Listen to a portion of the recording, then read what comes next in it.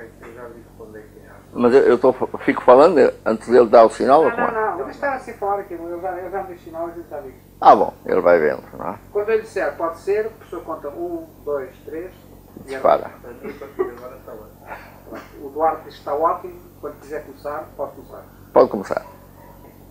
Então, para começar pelo princípio, o bom é ir à Itália e ver quem era o Joaquim de Fiore e o que ele depois acabou por exportar para Portugal, sem o pensar, provavelmente, não?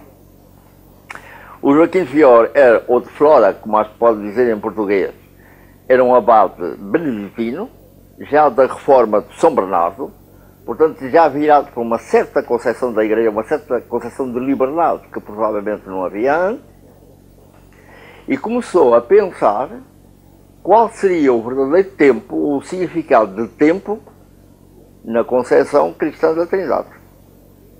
É evidente que ele, como abade beneditino, ele aceitava que as três pessoas da Trindade são contemporâneas, são coetâneas, são coeternas, para dizer tudo. Mas, simultaneamente, achava que se por um lado Deus é o poderoso de tudo, também devia ter poder e experiência do próprio tempo misturado com a eternidade. Por outro lado, havia um texto em que ele se baseava de que o homem tinha sido criado por Deus à sua imagem e semelhança.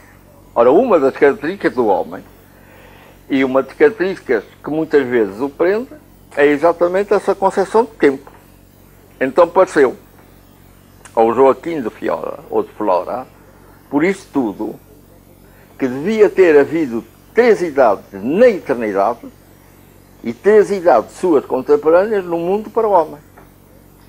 As três idades na eternidade seriam contemporâneas umas das outras. As três idades no tempo para o homem, essas dispunham segundo uma ordem de tempo. Teria havido para o homem, portanto, uma era do Deus Pai, uma era do Deus Filho e haveria, possivelmente, uma era do Espírito Santo. A era do Pai, do Criador do mundo, do legislador fundamental para a humanidade, essa idade havia o Joaquim, o nosso abade, havia na Bíblia, no Velho Testamento, que era a crónica de tudo que se tinha passado enquanto reinava no mundo Deus Pai. Mas ele, abade, já não estava nessa idade. Já se tinha passado à idade do Cristo, de que ele era abade, de que ele era sacerdote. Mas achava ele que se a primeira era tinha sido uma era da legislação e da organização do mundo, a segunda, a de uma consolação para o homem, dado os sofrimentos que lhe podia trazer a empresa de pôr o mundo realmente a funcionar, digamos assim, para uma volta ao paraíso, que depois, o que devia haver na idade do Espírito Santo, era uma idade de pleno desenvolvimento do homem, plena expansão do homem, atingindo-se pontos de que nem se podia calcular a amplitude. A Igreja, perante esta doutrina do nosso abade Joaquim, achou que havia um perigo. Havia o perigo de as pessoas se entusiasmarem tanto com a possibilidade da idade do Espírito Santo e se dedicarem a essa idade já de tal maneira que sofresse com isso o prestígio e as possibilidades da Igreja de Cristo. E então, naturalmente fizeram todo o possível para Joaquim se dizer, recuar nessa sua doutrina. Joaquim se recusou e o jeito foi, portanto, abandonar a ordem. Abandonando a ordem, ele que estava habituado a uma companhia de gente que com ele concordasse, ou pelo menos lhe tinha que obedecer porque ele era o superior do mosteiro, ele se foi acolher junto de um grupo de sacerdotes, de religiosos, que também tinham tido os seus problemas e que formavam um grupo à parte. Esses religiosos eram franciscanos. Eram religiosos que queriam ser inteiramente fiéis a seu fundador, a seu patriarca, o São Francisco, e que se recusaram, portanto, a obedecer ou a dar importância a uma ordem ou recomendação do Papa, no sentido de que os conventos passassem de pobres a ricos, fossem acumulando dinheiro, procurassem obter e guardar dinheiro, o Papa entendia, e a nosso ver, muito justamente, que se ia entrar numa época em que havia a desenvolver como que uma aparelhagem do mundo para a qual era preciso investir. E como a Igreja podia receber, por intermédio dos conventos, esse dinheiro, era bom que ele se acumulasse para que o Papa pudesse colocá-lo na altura oportuna para o objetivo que parecesse mais seguro, mais certo. Mas eles achavam, os franciscanos, que o fundamental para eles não era importar-se com o desenvolvimento do mundo, era importar-se com o desenvolvimento da sua própria alma e da alma dos outros. E que até, portanto, a obrigação deles era continuar fiel a São Francisco, às ideias e aos exemplos que ele tinha dado, em lugar de obedecer à ordem do Papa. Talvez por desprezo, para troçar um pouco deles, parecendo elogiá-los, as pessoas chamaram esses franciscanos espirituais. Isso é o que se passou fundamentalmente em Itália, quanto ao que nos interessa. Mas, naturalmente, o que se quer, sobretudo, saber é que isso importância isso tem para Portugal. O importante para Portugal deu-se na altura em que a Isabel, a princesinha de Aragão, veio casar a Portugal com o Dom Dinis. Aragão, nessa altura, tinha um rei que era, ao mesmo tempo, rei de uma parte oriental da Península Hispânica e rei de uma parte da Itália, das duas Sicílias, onde exatamente vivia essa comunidade de franciscanos espirituais, junto dos quais se acolhera o Joaquim de Fiore. Por outro lado, havia em Barcelona um médico. Nesse tempo os médicos não se dedicavam só à sua sabedoria de cientistas, não é? O que aconteceu depois a muito outro médico por tempos fora. E esse Arnaldo de Villanova de Barcelona estava muito interessado nas notícias de pensamento e de pensamento teológico e de procedimento civil ou cívico resultante dessas ideias teológicas, dessa interpretação dos textos sagrados, das ideias do cristianismo. Teve correspondência com Isabel, direta ou por intermédio de outros agentes, de maneira que a princesa chegou a Portugal, sabendo da ideia do Joaquim de Fiore, de que haveria uma idade do mundo, a idade do Espírito Santo, em que a humanidade se desenvolveria tão plenamente que talvez atingisse, como atingiram santos, alguma coisa do divino. E, por outro lado, também a ideia dos franciscanos espirituais de que o fundamental era viver-se humildemente, sem ambicionar riquezas, etc. Como Dom Dinis lhe tinha dado como dote uma vila, a vila de Alenquer, é aí que surge a primeira festa, a festa do Espírito Santo, mas a festa do Espírito Santo dentro daquilo que se passou a chamar culto popular do Espírito Santo, para distinguir o culto desse povo português do século XIII do culto canónico da Igreja, segundo os preceitos emanados do Vaticano. E o entusiasmo tomou o povo português. O povo português se achou completamente realizado, ele próprio, numa ideia pela qual até aí provavelmente não tinha dado. De vez em quando se sente isso, não? Haver alguma coisa que vem de fora de um país ou de fora de uma coletividade e que abre as portas das pessoas para o interior de si próprios. É como se os portugueses estivessem dentro dele, sem se expressar, inconscientemente. Já essa ideia fundamental de ter que se caminhar para o futuro, mas para um futuro que era ao mesmo tempo do passado. Porque se o Espírito Santo, que viria a reinar nessa terceira idade, era também coetâneo do Pai e do Filho, ele pertencia a um passado de toda a eternidade. Só esse ponto seria muito interessante para pensarmos se a que se chama saudade, sempre tão marcada no povo português, é a tal saudade que apenas alimenta a perda do passado, que fica planejando fado a esse respeito, ou se para os portugueses essa saudade interior de um tempo em que o homem tinha sido de alguma forma pleno, tivesse que ser a força construtiva de um Portugal primeiro, depois do mundo em que esse passado fosse reconquistado. Quer dizer, vamos pôr as coisas de outra maneira. Era como se houvesse dentro dos portugueses a ideia de que é possível ao homem redimir-se do pecado original.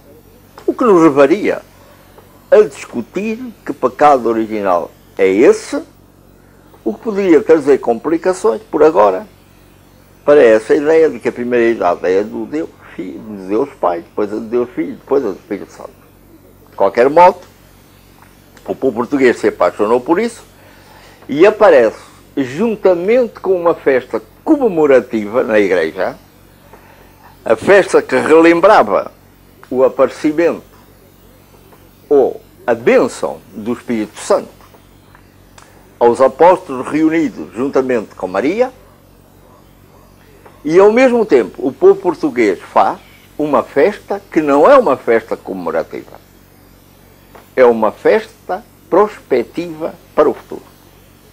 É a festa em que os portugueses declaram como vai ser o tal mundo do Espírito Santo. Os portugueses sempre adoraram o concreto, entendem o abstrato, mas procuram traduzir imediatamente em concreto. Portanto, o que se tratava de saber não era que a pomba do Espírito Santo, a pomba da instabilidade na vida, do inesperado na vida do Espírito Santo, pairara sobre os apóstolos, tudo isso, e pairaria sobre todos os homens no mundo.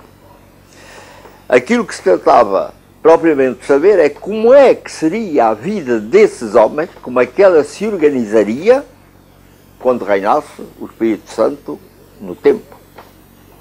E então, a festa deles tinha 3 pontos essenciais que a marcavam nitidamente. Primeiro ponto, o problema. Quem é que havia de governar o mundo na altura do Espírito Santo? Naturalmente, a resposta teológica seria o próprio Espírito Santo. Sim, o próprio Espírito Santo. Mas quem é que na Terra poderia representar mais perfeitamente o Espírito Santo nessa ordenação do mundo?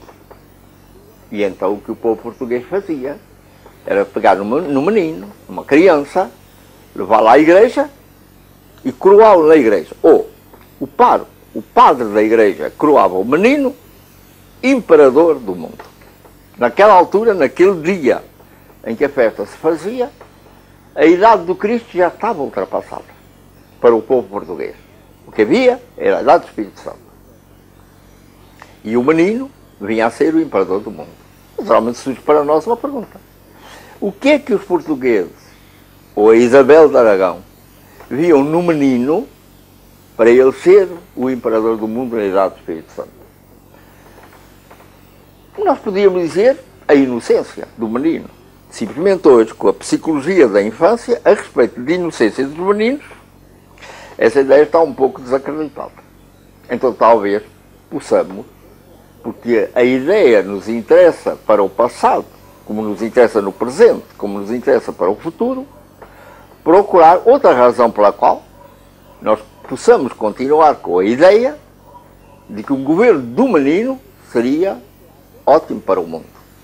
Então, pode-se propor, acho que já o tenho proposto, a imaginação do menino.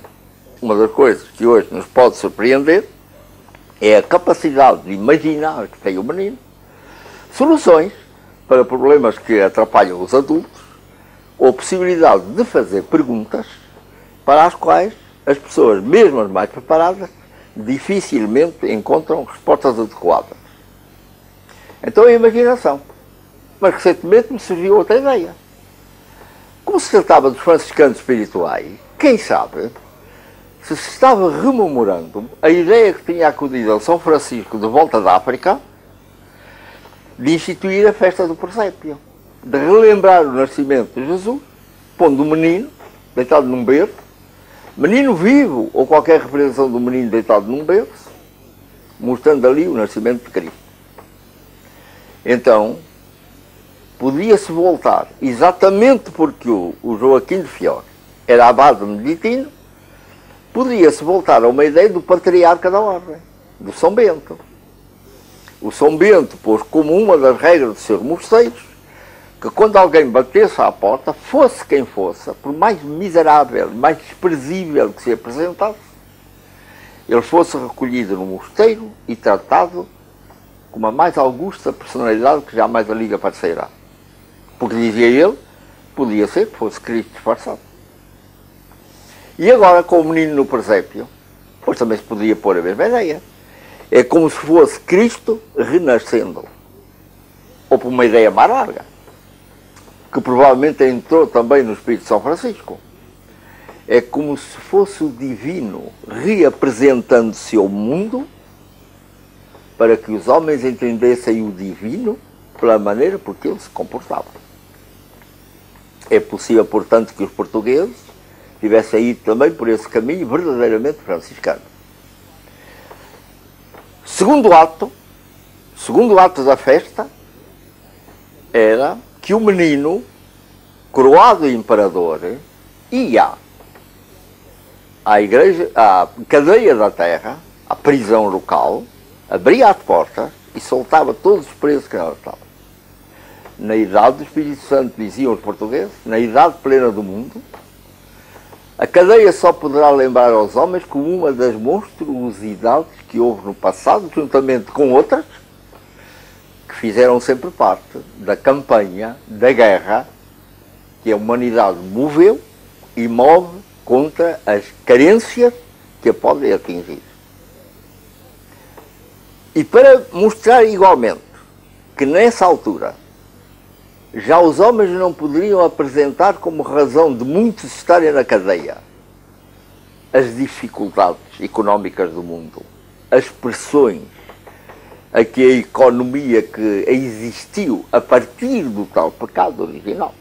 Porque creio bem que quando a Bíblia fala no pecado original, ela se está referindo ao pecado original que consistiu na passagem de homens que andavam pelo mundo em pequenos grupos, coletando os alimentos de que precisavam, sem de nenhuma maneira violar a natureza, sem a forçar a nada que não fosse natural, simplesmente com o desenvolvimento demográfico.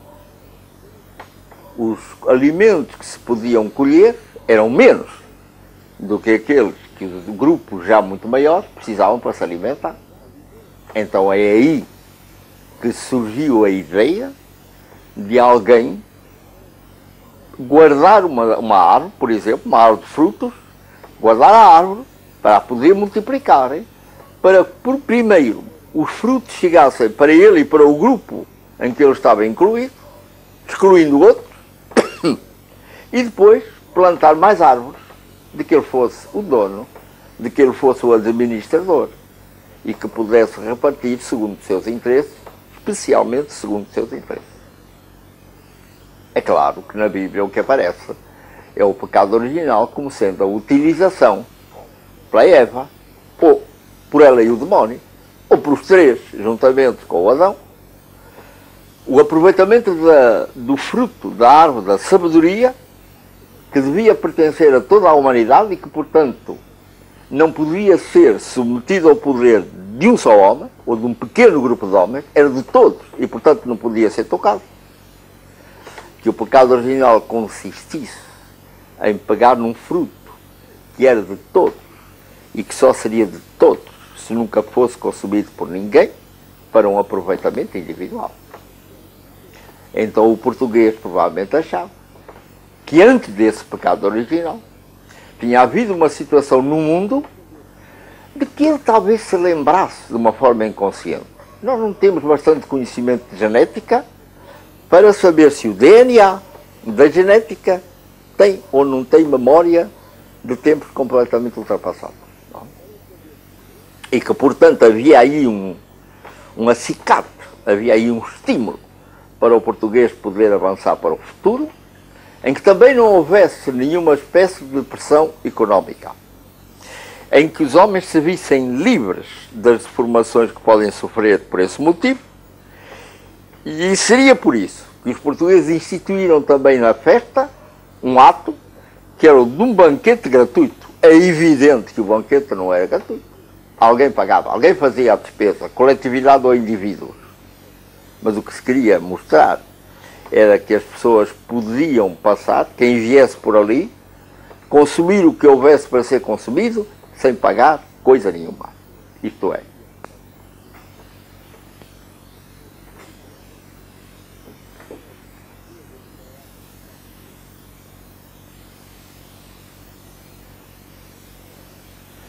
é, os portugueses declaravam então... Outra vez, o isto é tem que ser mais forte. O quê? O isto é tem que ser mais forte, porque é o princípio. É? É. Bom, então isto é, os portugueses... Uma pausazinha. Os portugueses declaravam... Quando eu disser ação, diz Sim. 1, 2, 3 e começa. Isto é... Ação, então? Isto era ação. Isto é, os portugueses declaravam nessa festa, nesse programa de futuro, porque insistem que a festa era prospectiva, que quando viesse a idade do Espírito Santo, o mundo seria dirigido pelas qualidades inatas na criança, inatas, e que as qualidades que não fossem destruídas pela educação que se lhes desse, ou pelas pressões económicas que houvesse sobre ele, que portanto a vida cotidiana devia ser gratuita e que sendo as crianças levadas a serem crianças grandes, em plena liberdade desse modo, e não havendo as pressões económicas sobre ninguém, deixaria de existir o crime, ou as prisões seriam apenas uma absurda e violenta recordação do passado. Então, nós hoje temos que ver 2 pontos relativamente a isto. Se isso se espalhou pelo mundo, se essa ideia dos portugueses foi ao mundo, é evidente. Começou assim que os portugueses navegaram, levaram o culto para as terras que iam descobrindo e que por não haver oposição local podiam ser teatro das festas se repetirem, os Açores, por exemplo, depois o Brasil, e quando houve imigração açoriana para outras terras, eis aí a razão da festa de San Diego, na Califórnia, ser a mais brilhante das festas que se faz quanto ao Espírito Santo. Mas temos um outro problema também. É que essas festas do Espírito Santo começam a diminuir e desaparecem de Portugal sem se chegar à primeira metade do século XVI. E então se pergunta naturalmente por que razão é que isso aconteceu.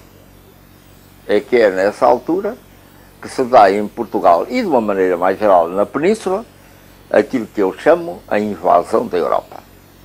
Mas da Europa? De que Europa? Daquela Europa que já estava formando bastante bem organizadamente o seu capitalismo, que, repito, aquilo que já tenho dito tantas vezes, era a única economia capaz de fazer avançar o mundo, até chegar ao ponto em que houvesse para se viver a ferramenta necessária para que todos os homens pudessem ter à sua volta um ambiente que lhes permitisse atingir o mais alto do seu próprio espírito. Por outro lado, e juntamente com esse capitalismo, a Europa trazia também um sentido de governo que não era o sentido de governo de Portugal. Assim como o capitalismo europeu vinha oposto à economia comunitarista de Portugal, ou até à economia dos comuneros espanhóis, assim também vinha da Europa uma moda de governo centralista autoritário, completamente diferente do governo de coordenação que tinha sido sempre de Portugal. Coordenação pelos reis, coordenação por monarcas de um conjunto de municípios que só podemos classificar plenamente de democráticos e republicanos. Por outro lado, a questão da educação. Ao passo que as crianças em Portugal, dentro dos tais princípios de deixar a criança crescer livremente, as crianças se educavam pela experiência. Havia poucas escolas e elas não eram frequentadas senão em casos muito excepcionais. E quando se tem tanto medo em toda a parte do analfabetismo, é interessante lembrar que foram essas crianças analfabetas portuguesas que, crescendo depois, mas educadas no sentido de olhar bem o mundo, de escutar bem todos os seus ruídos, de absorver completamente todos os seus perfumes ou cheiros, que foi essa gente embarcada nos navios, que foi fixando o que ia descobrindo no mundo, o que ia vendo pela costa da África, junto da qual ia navegando, que foi acumulando toda aquela experiência e todo aquele conhecimento que, na volta à Europa, obrigou a pôr completamente de parte a física do Aristóteles e obrigou a nascer aquilo que se pode chamar a ciência moderna. E quanto à teologia, o que é que sucedeu? Havia nos portugueses essa teologia do Espírito Santo. Quanto a mim, a forma inicial de qualquer sentimento divino, ou de qualquer forma do divino, porque não podemos supor que os homens que percorriam em grupos fraternos, livres e alegres, a terra colhendo alimento, podia haver ideia de um Deus que lhes fosse legislador, vigilante e juiz e castigador se fosse necessário. E tendo eles uma vida que lhes parecia completamente natural, que houvesse também a ideia de um Deus consolador, que lhes vinha amenizar o que eles podiam sofrer na batalha contra carências que eles nunca travavam, porque nunca tinham carência. Essa ideia de um Deus legislador e essa ideia de um Deus consolador só pôde aparecer no mundo, efetivamente, quando se deixou de ser coletor de alimentos para se ser produtor de alimentos. Aí, imediatamente, se viu em muita sociedade a ideia de Deus dessa forma. Claro que cada povo, segundo a sua psicologia, segundo a sua maneira de ser, segundo o local do mundo em que vivia, segundo o que eram os ideais da sua vida, se comportou de uma ou de outra maneira. Nós podemos ver em todas as religiões, por exemplo, na religião judaica, na Bíblia, podemos ver em tradições orientais, podemos ver na Grécia, formas diferentes de entender o divino. Para a gente da Índia e para outra gente do Oriente, o divino devia ser, sobretudo, o repouso absoluto. O deitar-se numa confiança completa, procurando cada homem atingir o ser um nada, um vazio absoluto, para plenamente repousar num divino que eles viam como tendo por ideal, ou sendo idealmente também um vazio absoluto. Mas, por exemplo, os gregos olharam o divino de uma maneira completamente diferente, pela sua própria psicologia, pelas características da natureza da paisagem na Grécia. O que eles gostariam era de haver na Terra um bailado de vidas tão belo, tão variado, tão pleno, como havia no politeísmo que eles imaginaram. E coisa curiosa, assim que esse politeísmo passou para uma nação que era fundamentalmente jurista e militar, a dos romanos, logo o politeísmo mudou. Não há mais o alegre bailado e o variado bailado de deuses e de deusas. O que há é uma série de repartições públicas, de Estado organizado, de funções que cabem a este ou àquele Deus, num retrato perfeito do que eram os romanos na Terra.